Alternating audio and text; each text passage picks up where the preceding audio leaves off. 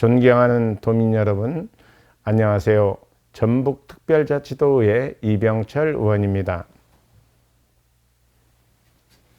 근본 회기에서는 장애인의 노동기회와 경제적 자립보장을 위해 추진되고 있는 중증 장애인 생산품 우선 구매 정책의 문제와 이를 개선하기 위한 전북특별자치도 차원의 대안 마련을 촉구하는 5분 발언을 하게 되었습니다. 현재 전북 특자도의 중증 장애인 생산품 구매 비율을 살펴보면 2014년 이후 9년 동안 단 한 번도 법적 의무 구매 비율인 1%를 넘지 못했습니다. 즉, 관련 규정을 관리 감독해야 하는 기관조차 의무 규정을 지키지 않고 있어 이에 대한 개선 방안 마련이 시급한 실정입니다. 이에 시, 군의 구매율 증진을 위해 전북특자도 차원에서 인센티브를 마련하거나 도내 각 실국의 BSC 평가 중 공통지표에 관련 실적을 포함시키는 방안, 구매 실적을 높이기 위해 판매 시설 및 제품에 대한 정보 제공 등이 적절하게 이루어질 수 있도록 도 차원의 노력을 촉구합니다. 감사합니다. 예, 존경하고 사랑하는 도민 여러분, 안녕하십니까? 이병철 의원입니다. 오늘은 본 의원은 장애인의 노동기회와 경제적 자립 보장을 위해 추진되고 있는 중증 장애인 생산품 구매 정책의 문제와 이를 개선하기 위한 전북특별자치도 차원의 대안 마련을 촉구하고자 합니다. 대부분의 장애인은 신체적 조건 등으로 인해 노동시장에서 비장애인과 고용 경쟁을 통해 직업을 얻는 것에 많은 어려움을 따릅니다.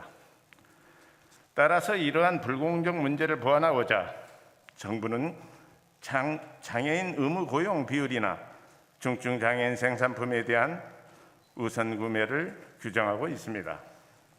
하지만 현재 이러한 정책들은 제대로 지켜지지 않고 있는 실정이고, 특히 중증 장애인 생산품 우선 구매의 경우 의무 고용과 달리 구매 비율 미달 시 과태료 부과 등 제재 조치가 없어 지자체 등 공공기관에서조차 관련 규정이 잘 지켜지지 않는 실정입니다.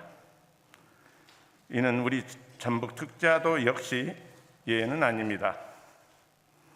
현재 홈페이지에 게시된 전북특별자치도와 시군의 중증 장애인 생산품 구매 비율을 살펴보면 2014년 구매 비율 충족 이후 단 한 번도 구매 비율이 1%를 넘지 못한 실정입니다. 즉, 관련 규정을 관리 감독해야 하는 기관들조차 의무 규정을 지키지 않고 있어 이에 대한 전북특자도 차원의 적극적인 개선 방안 마련이 절실한 실정입니다. 따라서 본 의원은 고용 사각지대에 있는 중증 장애인의 자립 생활을 지원할 수 있는 중요 정책인 중증 장애인 생산품 우선 구매 제도의 성공적 안착을 위해 다음과 같이 제안합니다. 먼저 시군의 구매율 증진을 위한 전북특자도 차원의 인센티브가 마련되어야 합니다. 관련 정책의 경우 우선 구매 비율을 지키지 않더라도 법적 제재 조치가 없는 실정입니다. 따라서 도 차원에서 각 시군 중 실적이 높은 지자체를 대상으로 적절한 포상이 이루어져야 한다고 생각합니다.